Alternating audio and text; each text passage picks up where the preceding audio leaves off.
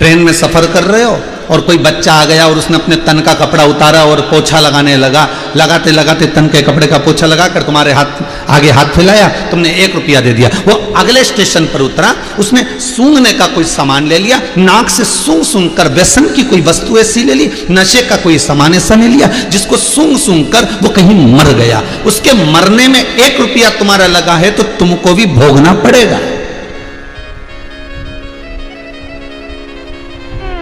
अगर बेटी दुखी होती है तो माँ बाप को रोना पड़ता है, गाय अगर दुखी होती है तो दान करने वाले को रोना पड़ता है, लक्ष्मी गलत जगह चली जाती है तो दान देने वाले को रोना पड़ता है। स्कंद पुराण कहती है 50 बार विचार करना बेटी को देने से पहले, 50 बार विचार करना गाय को देने से पहले, 50 बार विचार करना लक्ष्मी को देने से पहले कि तुम किसी ऐसे को तो नहीं दे रहे जिसने केवल ले जाकर गलत जगह पर लगा दिया।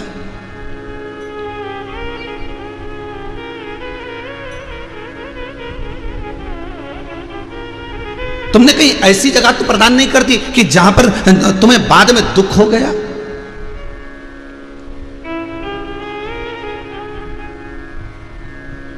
कोई गरुण पुराण कहती है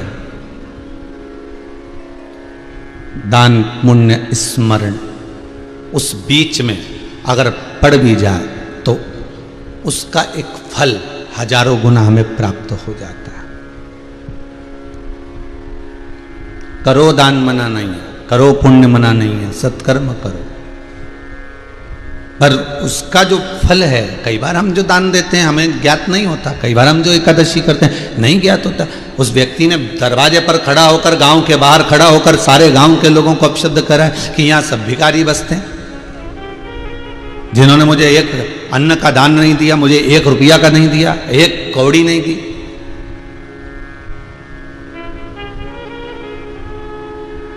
हाथ उठा उठा कर श्राप पर श्राप दे रहा है, बद्दुआ पर बद्दुआ दे रहा है, अपशब्द पर अपशब्द कह रहा है। इतने में उसी गांव का कोई संत उसके पास में आया।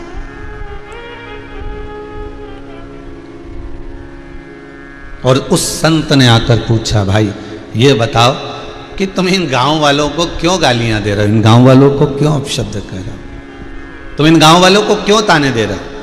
तो क्या इस गांव के लोगों ने 1 रुपया का दान नहीं दिया, 1 अठन्नी नहीं दी, 1 चवन्नी नहीं दी, कुछ भी नहीं दिया मुझको, 1 अन्न का दाना नहीं दिया गांव के लोगों ने? संत कहे, भाई इनको गाली देने से कुछ नहीं होगा, कभी आपके गुरु के पास जाकर पूछना कि आज की तारीख लिखकर रखना, तिथि लिखकर रखना, और पूछना कि आज मुझे दान क्यों नहीं मिला, आज मुझे भिक्षा क्यों नहीं मिली, आज मुझे भीख क्यों नहीं मिली। उनसे जाकर पूछो। जब किसी जगह से अगर मन टूट रहा हो, जब मन में कुछ ग्लानियां उत्पन्न हो रही हो, मन में कुछ दुख उत्पन्न हो रहा, मन में कुछ किसी के प्रति तुम आस लगा कर बैठे हो, तुम किसी से आशा लगा कर बैठे हो और वो आस तुम्हारी पूर्ण ना हुई हो, उस आस में तुम्हें कुछ प्राप्त ना हुआ, तो तुम दोष ना दीजिए।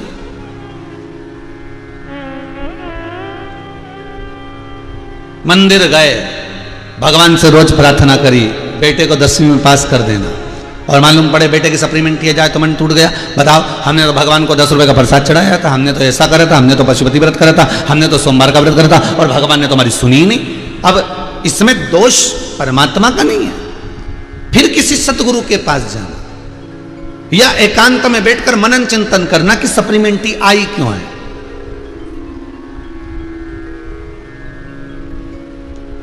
कारण क्या था, किस लिए आ गई, क्यों आ गई, कभी मनन चिंतन करो। हर चीज के लिए ये ना सोच के चलिए कि यहां से मैं आशा लगा कर आया हूं तो यहां से मुझे मिलेगा ही नहीं। हो सकता है उसमें कुछ अच्छा होना होगा, हो सकता है तुमको अधिकता में प्राप्त होना होगा, हो सकता है तुम्हें कुछ और भी मिलने वाला होगा।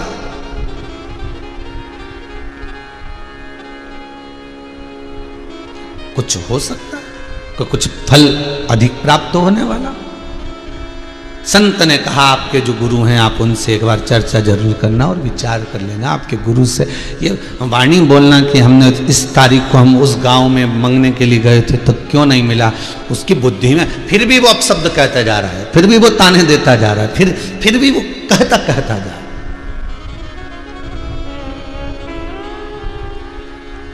अब व्यक्ति जो होता है ना ये तनाव में बड़ा जल्दी आ जाता है। वो एक बार कथा में कहा था, पंजाब की कथा में एक बार वर्णन करा था, आप लोग सुने होंगे कि व्यक्ति के घर में सोफा सेट है, हाफ सेट है, फुल सेट है, डिनर सेट है, सारे सेट व्यक्ति के घर में है, सब कुछ है, सोने का सेट, हीरे का सेट, चांदी का सेट, बर्तन का सेट, डिनर का सेट, सोफा सेट, सारे सेट हैं, बस व्यक्ति अपसेट है। मतलब वो व्यक्ति तनाव में है। और सरल भाषा में समझ लो, हो सकता है कि शिव महापुराण का ये प्रसंग नहीं समझ में आए तो और समझो। एक वो माताएं जो चोटी में लगाती ना रबड़, माता ही माता क्या पुरुष लोग भी लगाते हो तो कई लोग, तो जो रबड़ होता है ना बैंड रबड़, उस रबड़ की भी एक कैपेसिटी होती है। रबड़ का भी एक क्रम होता है कि नोट की गड्डी पे लगाने वाला रबड़ छोटा होता है तो उसको गड्डी पर लगाया जाता है। मिठाई के 1 किलो के डब्बे पर लगाने का रबड़ की अलग बात, 5 किलो के डब्बे पर लगाने का रबड़ अलग होता है, ठीक है। और किसी वस्त्र की पैकिंग में रबड़ लगाना है तो वो रबड़ अलग होता है। चोटी में लगाना है वो रबड़ की कैपेसिटी अपने हिसाब से, हर रबड़ की कैपेसिटी। अगर आप एक नोट की गड्डी के रबड़ को 1 किलो के डब्बे में या 5 किलो मिठाई के डब्बे में लगाओगे तो वो तनेगा तो जरा, और तनेगा और तनेगा और तनेगा, और जितना उसको तानते जाओगे तो एक समय वो टूट जाएगा। बस यही शिव महापुराण की कथा कहती है कि अपनी कैपेसिटी में रखो। ये बुद्धि यदि एक दुकान से अच्छी चल रही है, ये बुद्धि एक फैक्ट्री से अच्छा काम दे रही है, ये बुद्धि एक जगह से अच्छा कमा रही है, तो उस रबड़ को उसी गड्डी में लगा कर रखो। मिठाई के डब्बे में क्यों फिट कर रहे हो, इसको ले जाकर 10 जगह पर क्यों फिट कर रहे हो। जब ये रबड़ तनेगा तो तनाव उत्पन्न करेगा, और तनाव उत्पन्न करेगा तो रबड़ टूट जाएगा, मतलब आदमी अंदर से टूट गया।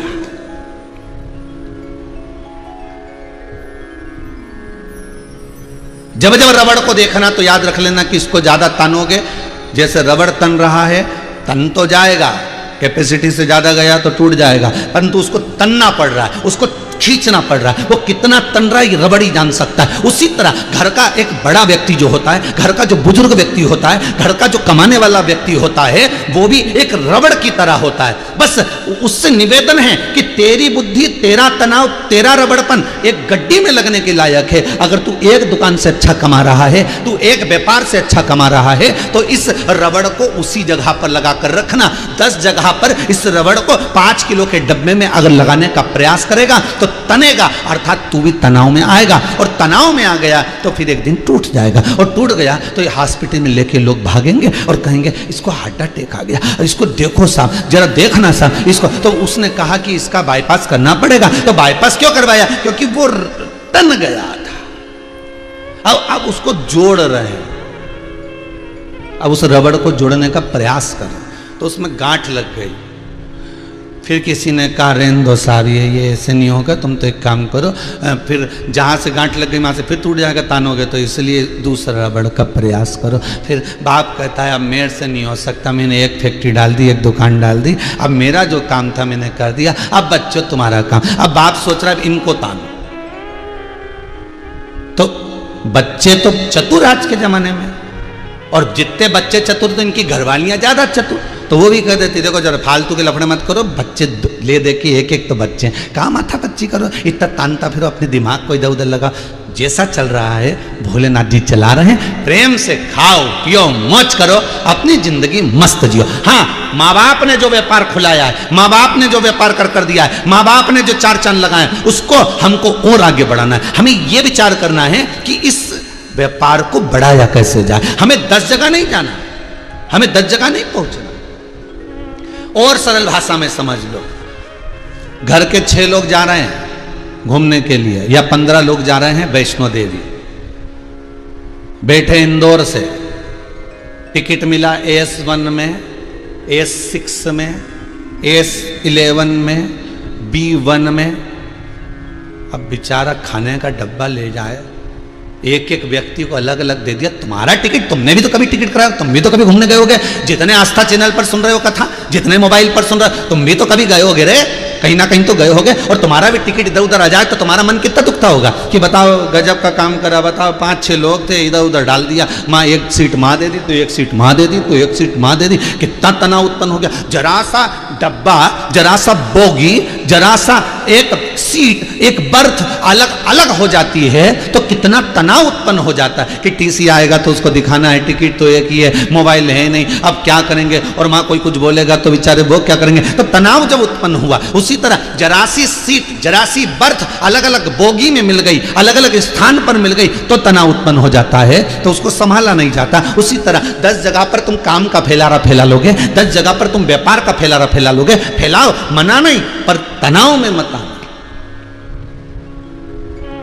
रबड़ को नोट की गड्डी में लगाने वाले को नोट की गड्डी में ही लगाना, 1 किलो के मिठाई में लगाने वाले को 1 किलो की मिठाई में लगाना, 5 किलो की मिठाई में लगाने वाले को 5 किलो की मिठाई में लगाना। ये रबड़ गड़बड़ नहीं होना चाहिए, नहीं तो तनाव उत्पन्न हो जाएगा। तनाव आ गया तो टूट जाएगा, और टूट गया तो किसी काम का नहीं रहेगा।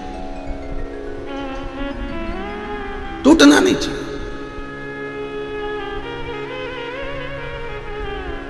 और उसको कुछ नहीं मिला, जब कुछ भी नहीं मिला तो तनाव खड़ा हो गया। व्यक्ति का जहां से वो आस लगा कर बैठा है, यहां से मुझे 5 लाख मिलेंगे, यहां से मुझे 5000 मिलेंगे, यहां से मुझे इतना मिलेगा, और वहां से कुछ भी नहीं मिले नहीं तो बड़ा दुख।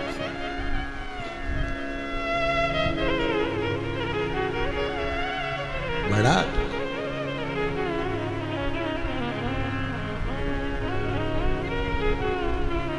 और इतना दुख कि तनाव में आ गया वो भिक्षुक, वो भिखारी। बस अभी भी अपशब्द कह रहा। जब व्यक्ति तनाव में आ जाता है तो उसके मुख से अपशब्द निकलता है।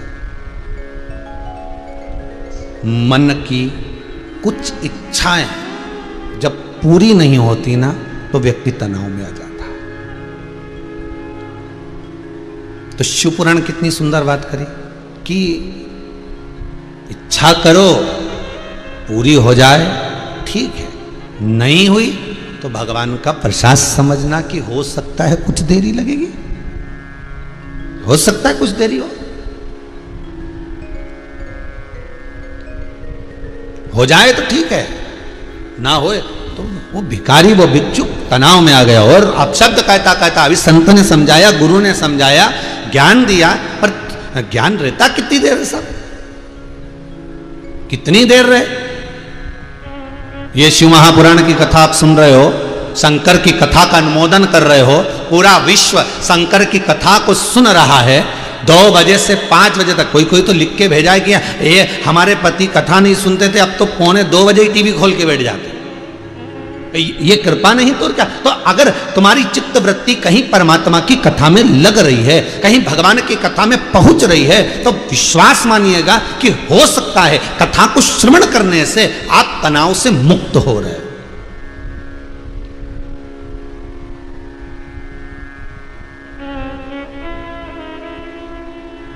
घंटों तक बैठे तनाव मुक्त करने के लिए।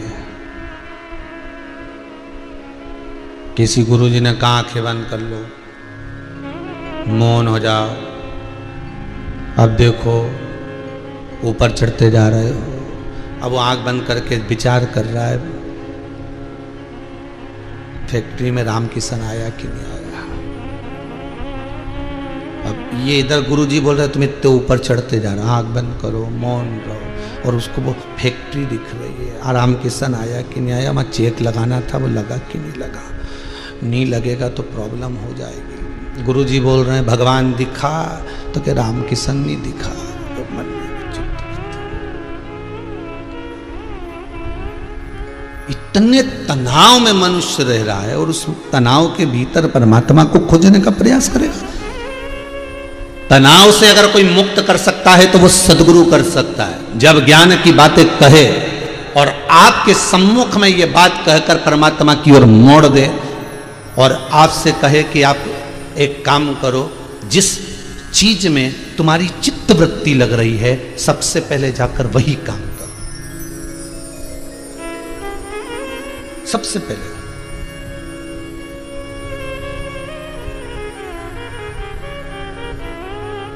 जिसमें तुम्हारी चित्त वृत्ति लग रही है पहले सबसे पहले वही काम करिए। जाइए, आपका मन है कि आज मैं अपनी फ्रेंड से, अपने दोस्त से बात कर लूं, पहले बात करो। आपका मन कर रहा है कि मैं आज कथा सुनने बैठूंगा तो पहले चाय पी लूं, इसके बाद सुन, तो पहले चाय पी लो, पहले भोजन कर लो। जिसमें तुम्हारी इन इंद्रियां जा रही है पहले वो कर्म कर लो, और वो कर्म करने के बाद फिर कथा में बैठो, फिर सत्संग में बैठो, फिर स्मरण में बैठो, मन लगेगा। क्योंकि मन ये बड़ा बड़ा विचित्र घोड़ा है जी, इसमें लगाम लगना बड़ा कठिन। हर कवि भाग जाता, हर कवि।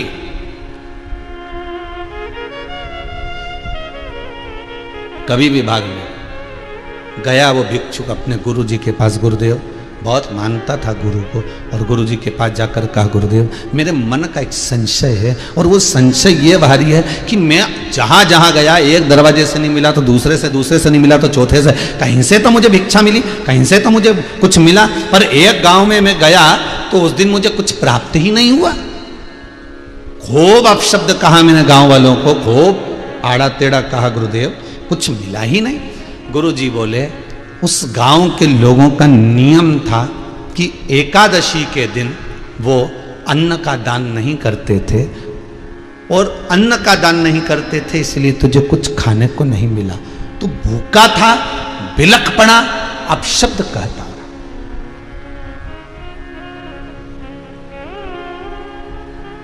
तो भूखा था, बिलख पड़ा, अपशब्द कहता।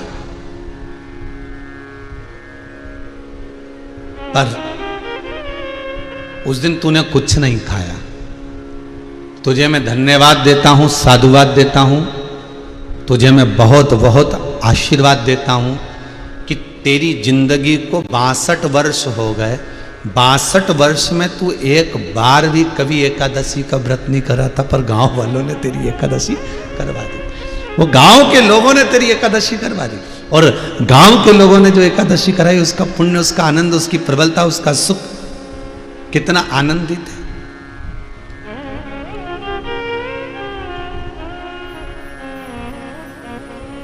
उसका पुण्य कितना आनंदित है। और जब उस पुण्य की प्रखलता, उस पुण्य की प्रबलता, उस पुण्य की श्रेष्ठता जब तेरे खाते में गई, उस पुण्य की प्रबलता जब तेरे पास पहुंची, तो वो पुण्य का आनंद तेरी 7 पीढ़ियों को तार दिया। तेरे माता पिता, तेरे दादा दादी, तेरे पूर्वज जो इस परम आनंद सुख को, एकादशी के सुख को, जब घर का कोई बुजुर्ग जाता है, जब घर का कोई बुजुर्ग शांत हो जाता है, जब घर का कोई बुजुर्ग मर जाता है, उसके मरने के बाद एकादशी का दान दिया जाता है। पर तूने अपनी जिंदगी में कभी ना तो अपने माँ बाप को एकादशी दी, ना तूने जिंदगी में कभी अपने दादा दादी को एकादशी दी, ना तूने कभी जिंदगी में कोई सत्कर्म करा। अरे कम से कम तेरे पूर्वजों पर यह बड़ी कृपा हो गई कि तेरे द्वारा भूल से हो गई, पर एक एकादशी तो हो गई। आज त्रिस्पर्शा एकादशी है। कल कथा में कहा था, आज इतने लोगों ने एकादशी का व्रत करा, जिनने कभी नहीं रखा उनने भी आज रखा। भले तो कई लोग बोले हम नियम की नहीं करते, हम ये हमेशा नहीं करते, तो क्या एक कर सकते? बिल्कुल करो। जरूरी है? कोई जरूरी है कि ये कोरोना की दवा तुम हर महीने खाओ? अरे बोलो तो जल्दी। जब बीमार पड़े तभी कोरोना की दवाई खाई कि नहीं खाई? मलेरिया की दवाई, टाइफाइड की दवाई तुमने जब ही खाई जब बीमार पड़े। तो अगर ये जरूरी नहीं है कि तुमने 12 महीने की एकादशी नहीं करी और ये करें कि ना करें, तो चित्त वृत्ति में अगर एक एकादशी भी आज की आपने कर ली है तो उसका पुण्य तुम्हारे खाते में है, ये पक्का है। और नहीं कर पाए तो भी दुख मत करना, ये मत सोचना कि मैंने एकादशी नहीं करी तो मैं अंदर से मैं तो पापी तो नहीं हो गया, मैंने पाप तो नहीं कर दिया, मैंने नहीं, तुम्हारे बराबर कोई पुण्य वाला हो ही नहीं सकता, कोई दिक्कत नहीं है। हो अगर नीवी करी एकादशी और आपने अगर मुख से ओम नमो भगवते वासुदेवाय, श्री शिवाय नमस्तुभ्यम, ओम नमः शिवाय, महामृत्युंजय मंत्र, राम मंत्र, कृष्ण मंत्र, देवी मंत्र या शिव महापुराण की कथा 2 बजे से 5 बजे तक भी सुन ली तो भी तुम्हारी एकादशी का पुण्य तुम्हारे खाते में है। कितना सुंदर संवाद है।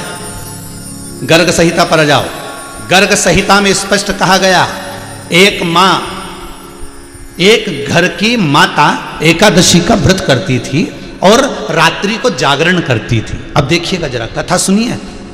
एक घर की माता एकादशी का व्रत करती थी, रात्रि को जागरण करती थी। अब रात्रि को जागरण करती तो पूरे मोहल्ले में, पूरी कॉलोनी में क्या कराती, सारी मल्टियों में बोली आती, कॉलोनी में क्या कर जाती, सुनो रात को जागरण है, सुनो रात को जागरण है, सुनो आज एकादशी है, रात को जागरण है। अब माता जब एकादशी का व्रत अकेले कर रही है तो जागरण भी अकेले कर ले, पर नहीं, पूरे मोहल्ले में क्या कराती। और पूरे मोहल्ले की जो माताएं थी 5-6 ऐसी पक्की थी कि हर एकादशी पे इसकी यहाँ जागरण में आ जाती थी, इसके साथ में जागरण करने पहुंच जाती थी और ये जागरण में लग जाती थी। अब देखिएगा जरा, गर्ग संहिता कहती है, जिस समय पर प्राण छूटे, जिस समय पर प्राण छूटे, वो एकादशी का व्रत करने वाली माता के, और वो जा रही थी और एकादशी माता के धाम में जब पहुंची है, बैकुंठ से 3 सीढ़ी नीचे एकादशी का स्थान, तो एकादशी स्थान पर जब वो पहुंची है और एकादशी स्थान पर जाकर क्या देखती है कि पूरे मोहल्ले की जो बुजुर्ग माताएं थी जो उसके जागरण में आती थी, वो सब भी वहां पर मौजूद हैं। तो उसने एकादशी माता से कहा, एकादशी से कहा कि हे बैकुंठनाथ, हे नारायण, ये बताओ कि इन्होंने तो कभी एकादशी नहीं करी, फिर ये यहाँ क्या कर रहे हैं। तो कि बस ये रात्रि को जो कीर्तन करती थी ना, भले दिन भर चरती थी पर रात को कीर्तन करती थी और तेरे साथ करती थी, इसलिए एकादशी का तेरा करा हुआ पुण्य इनके खाते में आ गया और इनको ये धाम प्राप्त हो गया। अब आपसे भी निवेदन है, तो आप ये मत सोचना कि आपने व्रत करा सबसे अच्छा काम करा, आपसे व्रत आज का बन गया, उससे बढ़कर कोई काम नहीं, उससे बढ़कर कोई आनंद नहीं। और मान लो अगर व्रत कोई बीमारी के कारण, कोई कारण बस तुमसे भूख नहीं रहा गया, भूखा नहीं रहा और तुमने नहीं करा, तो दुख मत मनाना हो, नहीं तो क्यों बताओ हमने तो बहुत बड़ा पाप कर दिया, आज का व्रत छोड़ दिया, आज तो 30 वर्षा था, हमें व्रत तो छूट गया, कोई बात नहीं, कोई बात नहीं। तो तुम ये चिंता मत करना, तुम तो भजन कर लो, भजन कर लो, लेवल बराबर का कर लो, लेवल बराबर होना चाहिए, हो गया। एक सास हरिद्वार गंगा नहाने जाती थी हर साल, बहू बड़ी दुखी रहती थी कि मेरे को तो कभी नहीं ले जाती। बहू इतनी चतुर थी, उसके घर में जो गंगा जी की बोतल हर साल सास भर के लाती थी, उसका ढक्कन भर पानी तवेले में डाल के उसी में बैठ जाती थी। सास गंगा की डुबकी लगाए, ये भगोने में पानी भरा उसमें ही नहाती जाए, हर हर गंगे, हर हर गंगे। अब सास इतनी खुश कि मैं जब मरूंगी तो बैकुंठ जाऊंगी क्योंकि मैंने खूब गंगा नहाई। पर इससे पहले कोई कारण हो गया, कोई बीमारी ऐसी हो गई कि बहू को जली गई और बहू गई। इसके बाद जब सास मरी तो सास सबसे पहले जब मरकर ऊपर गई तो इसने बहू को जो बैकुंठ में देखा तो उसको चक्कर आ गए, ये तू कहाँ से आ गई, तूने तो कभी गंगा नहीं नहाई, तूने तो कभी तीर्थ गई नहीं, गंगा नहाई नहीं, फिर तू यहाँ कैसे आ गई। तो बहू बोली तुम गंगा नहाती थी, मैं ढक्कन में गंगा जल भरकर भगोने में डाल के स्नान कर, मन चंगा तो कठोते में गंगा है, और मन ही चंगा नहीं तो कठोते। मन अगर श्रेष्ठ है तो तनाव से मुक्त होई। आपकी एकादशी अगर करवा दी गई है तो उस भिखारी को, उस भिक्षुक को गुरु कह रहे हैं, उन गांव वालों को साधुवाद देकर आ, उन गांव वालों को धन्यवाद देकर आ, उन गांव वालों को जाकर आशीर्वाद देकर आ कि तेरे बल पर, तुम्हारे बल पर आज मेरा एकादशी का व्रत हो गया।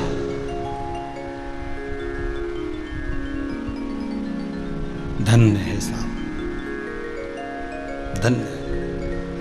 बड़ी कृपा करिए साहब, बड़ी दया करी जो आज हमारी भगवत स्मरण हो गया, भगवत नाम।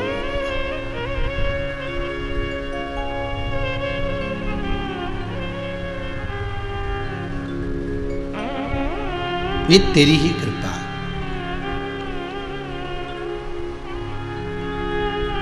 और जब तक तू कृपा ना करे तब तक दुनिया का कोई कार्य नहीं हो सकता, कोई कार्य। बड़ी कृपा, बड़ी दया, बड़ी करुणा। शिव महापुराण की कथा कर रही है। तारकासुर के 3 पुत्र हैं, तारकाक्ष, विदुम्माली और कमलाक्ष की।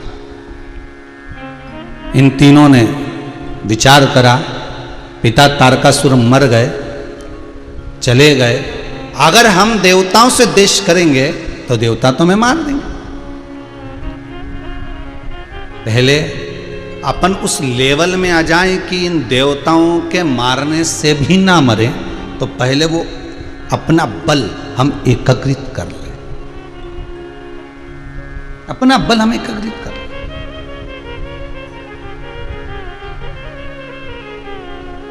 अगर हमने वो बल एकत्रित नहीं करा तो हम भी मारे जाएंगे।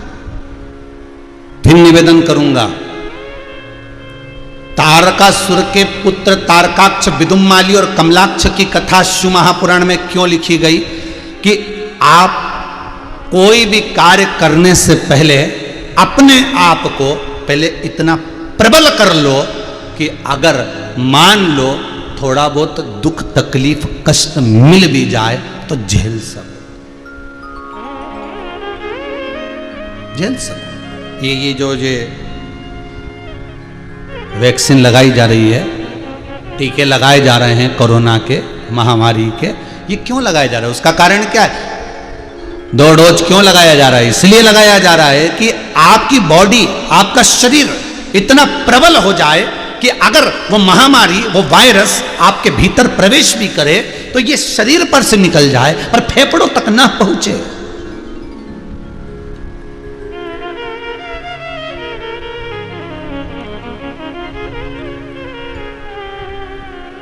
और कई लोग बड़ी बड़ी भ्रांतियों में जी रहे हैं। कई लोगों के मन में आ रहा है, अरे ये टीका लगवाएंगे, ये वैक्सीन लगवाएंगे, तो इंतजार कर रहे हैं, अभी इससे और अच्छी आने वाली, और इससे और अच्छी आने वाली है, और रुको, इससे अखबार में रोज पढ़ें और रोज कहीं ना कहीं की इससे और अच्छी आने वाली, इससे और अच्छी आने वाली, और अच्छी आने वाली के चक्कर में वायरस घुस गया शरीर में। अब पड़ा हॉस्पिटल में, अब डॉक्टर पूछे डोज लगवाया था, बस लगवाने वाले थे।